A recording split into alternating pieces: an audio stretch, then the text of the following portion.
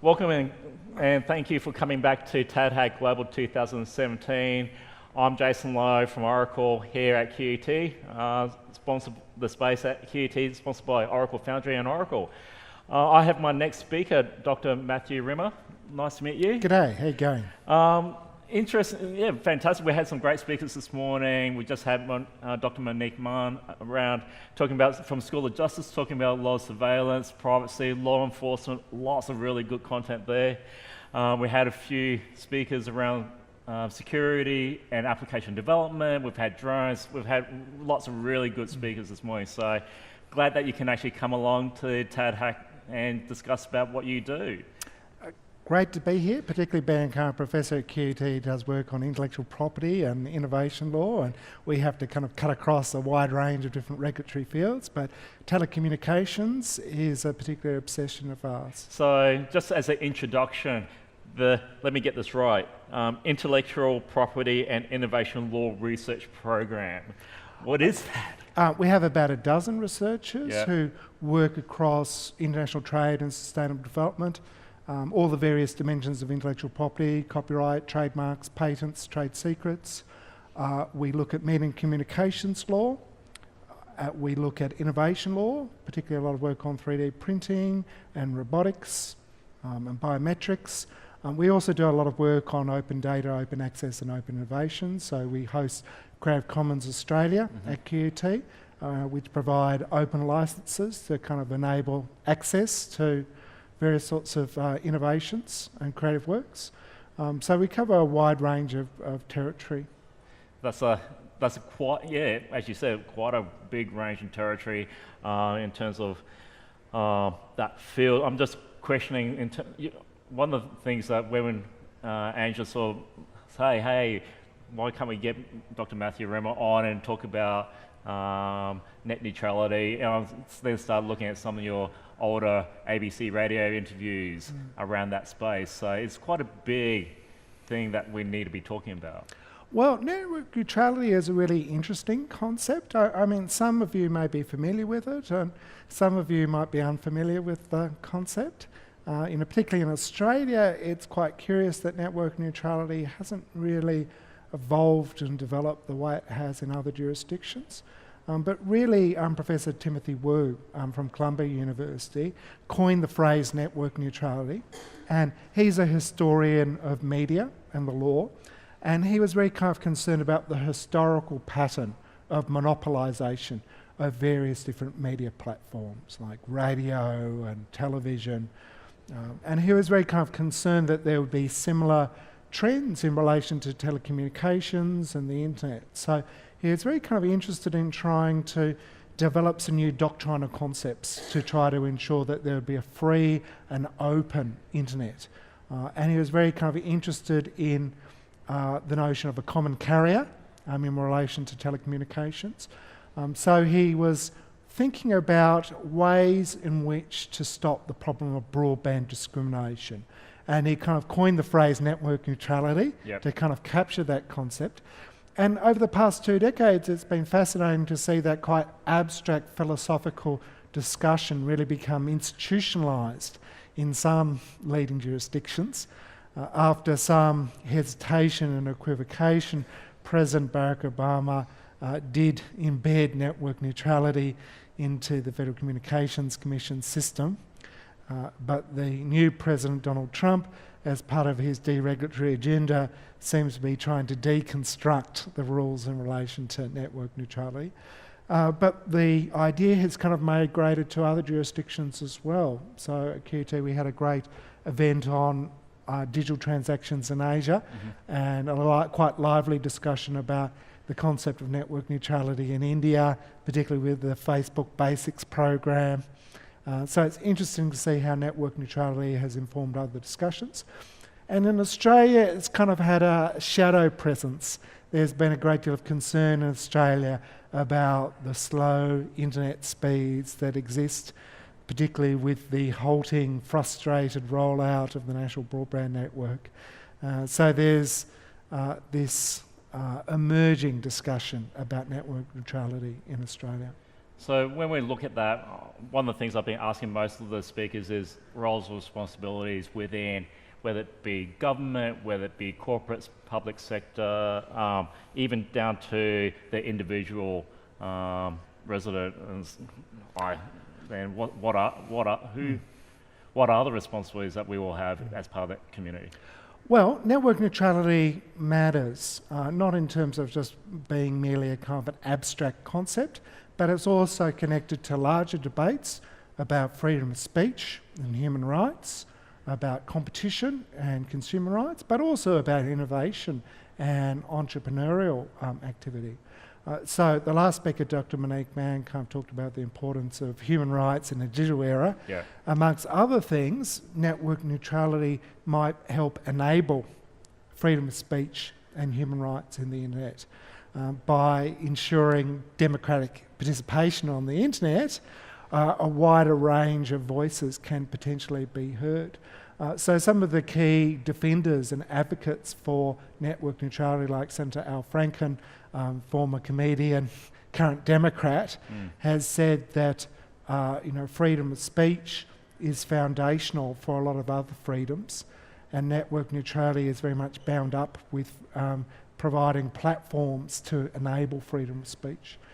So that's kind of really important and significant in terms of enabling access to the internet to enable discussions about all sorts of matters. So it's been interesting that a lot of civil society groups like the American Civil Liberties Union and the Electronic Frontier Foundation have been supporters of network neutrality, as have environmental groups like Greenpeace, and the Black Lives Matter movement has kind of been very kind of concerned about it as well. So it's interesting that network neutrality kind of leads into this larger discussion about freedom in an age of digital communication. But really network neutrality also has great implications for industry as well. So the kind of concern has been that network neutrality is a means of ensuring an even playing field between small startups and much more established players and some of the big conglomerates that exist, and some of the old legacy industries, particularly some of the copyright industries around publishing and music and film. So network neutrality is a means of trying to ensure an even playing field, and particularly to ensure that some of the big cable providers don't abuse their market power by, for instance, having fast lanes and slow lanes on the internet, fast lanes for their own services or those services in which they have some sort of reciprocal financial arrangement, and slow services for competitors and rivals. So it's been interesting that in the debate over network neutrality in the United States, a lot of startups have been supporters of network neutrality because they see that that's essential in terms of the innovation ecosystem for them to have a fair chance to survive and flourish and not be knocked out by more well-established players. But really it's also a larger debate about competition and consumer rights as well, and ensuring that consumers on the internet get a fair deal and are not subject to throttling, blocking or slowing of the internet, but also ensuring that there's some transparency about what is happening on the internet, that there are open, transparent and accountable rules. So there was a lot of litigation in the United States over throttling in relation to the use of torrent services, not necessarily in a very transparent way. So network neutrality is also designed to ensure that consumers benefit from a fair and open playing field as well, and also that the larger environment is one that ensures in relation to internet speeds and internet pricing, they get a fair go. So it's interesting when you talk about that fair and that common infrastructure, so to speak, around that. One of the things that we've got as part of the challenges today as part of TADHack is actually focusing on remote communities and telecommunications out there. Second one being more about similar to a My Health record for people that can't get to a doctor every day, but still providing extended health services to those people. So I assume that there's other impacts of having that net neutrality as that foundation? Well, network neutrality certainly kind of animates the kind of larger discussion debate about the digital divide, particularly with rural and remote communities, but also in terms of rural and remote innovation as well. So there's been a great deal of concern in the United States that rural and remote areas lack competition in relation to internet and telecommunication services, and that has been quite harmful in a variety of different ways. So one of the reasons for network neutrality is to try to ensure a way to overcome some of the old inequalities in relation to the digital divide. But it's also kind of a question of ensuring that there are opportunities for innovation in those regions as well. We've certainly had parallel debates in Australia.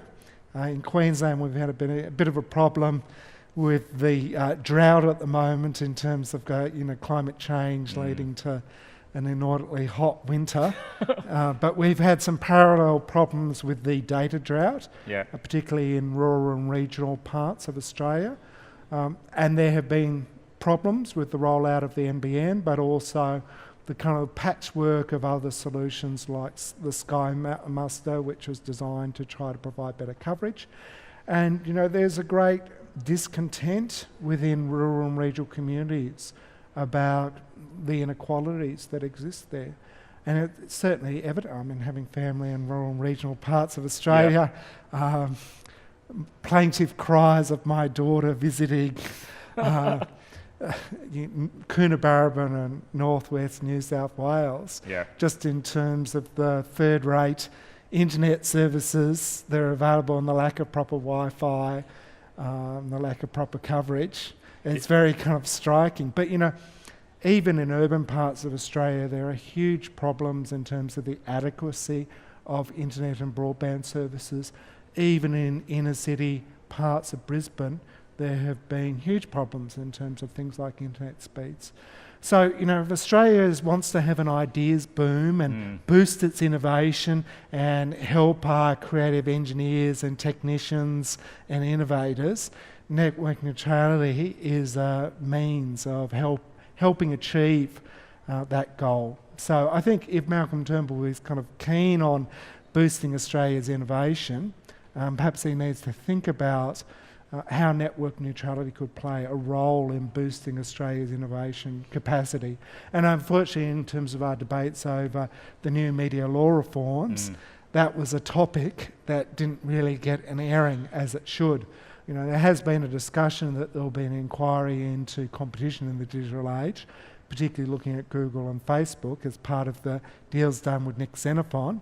But to my mind, there's been a lack of hard action in terms of competition in Australia in relation to telecommunications and internet and broadband.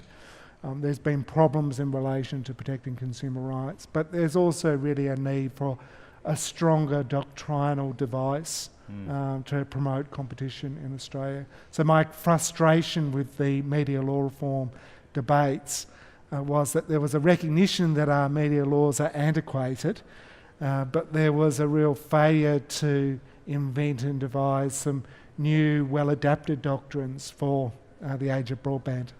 I see. So a few weeks ago, I went to River Sea Labs, and Startup Catalyst actually came back from Israel, and they were talking about, as part of that mission there to Tel Aviv, they were taking all these AgTech type startups over there, and they actually talked about all the great opportunities and all the things that they've learned and bring that back. So there's definitely the opportunity there. There's definitely the drive to innovate in rural or agriculture, and definitely when we talk about telecommunications, that's definitely out there. We're not talking about central Sydney CBD areas. We're actually talking out, as you were saying, out. There's a long history of rural and regional innovation in Australia. I used to belong to a centre that focused upon intellectual property and agriculture for 14 years. And historically in Australia, back in the 19th century, you had innovators like the Furphys in Shepparton, who would go around to agricultural fairs and show off their new agricultural machinery, including the famous water cart and threshers and other things. and they filed early kind of colonial patents. But these days, particularly for Australian farmers and rural and regional innovators, it's a very competitive environment. Australia needs to kind of add value in a variety of different ways. They do that in certain sorts of ways, but in relation to the combination of information technology and agriculture, I think there are a lot of opportunities, both in terms of using it as a means of communication, but also devising and inventing new products and new services. So I think there's a lot of potential there to improve performance. But, of course, it's also a means of kind of drawing new potential employers to regional and rural hubs in Australia if we kind of have stronger services. And you can see that, in New England, in Armidale, where, NBN had an early rollout, Yes. and the services were quite strong. I think that has been a kind of fillip for that particular regional centre. So there's a kind of some interesting questions about innovation and geography kind of being brought up by network neutrality as well, and overcoming some of the digital divides that exist. Because it's a hugely competitive environment, and you're quite right to say that some other jurisdictions have stolen a march on us, Yeah. like Finland and Estonia and Korea and Japan, who have heavily invested in high-speed broadband and internet services, and it has given them a competitive advantage in certain sorts of ways. Yeah, there is that ad that I've seen on TV where there was a telecommunications provider saying, this is us in Australia in terms of that speed, and one of those European countries is way up here, and thinking, how can that be? Well, the ACCC has become very angry about overclaiming by telecommunications providers, particularly around broadband speeds, kind of making audacious claims and failing to kind of deliver those services. So from their perspective, it's very important that telecommunications providers and internet service providers don't make misleading and deceptive claims and representations about their products and services. But it's a hugely kind of competitive space at the moment, and Australia needs to deliver on its promises of stronger, faster broadband if it's really going to be competitive with some of the superpowers that are out there who have been investing heavily in this area, but also some of the emerging high-tech nations as well. Because Australia will otherwise suffer from the tyranny of distance. And, in terms of the shift in relation to trade, that will be very significant. As a researcher who does a lot of work on trade, digital trade in goods and services becomes very significant and important. If Australia is not competitive in that area, we may be left behind by relying upon old conventional forms of industry like old agriculture and mining, which may not well be that sustainable into the future unless we kind of invent new products and services in various different ways, particularly in relation to information technology and communications technologies. Yeah, I do find that we are looking at another part of the Startup Catalyst event. I've also found that they choose to be, they can't sell to their local market. They have to be an exporter.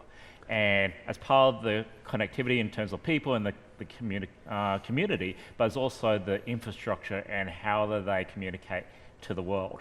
So it is probably as important for us to have our local network and speeds there, but also have that connected to the rest of the globe, so we can export that knowledge, export those smart ideas to the rest of the world as well. Our Prime Minister Malcolm Turnbull has complained that Australia does not perform as well as it might in terms of its commercialisation of its intellectual property, and I do think that he has a point there. We're very brilliant at developing research and undertaking science, but we perform less well in translating that research into real-world applications and commercialising that not only locally but also to the world. So, particularly in relation to telecommunications, there are certainly kind of opportunities there for Australia to boost its performance in a variety of different ways, but being ingenious and innovative and developing intellectual property, and then using that in creative and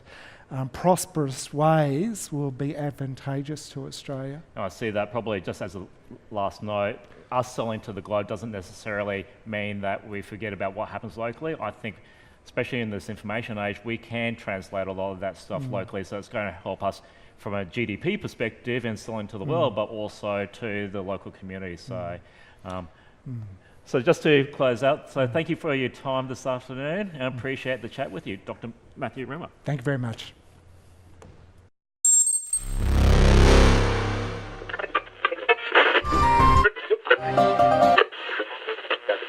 Up and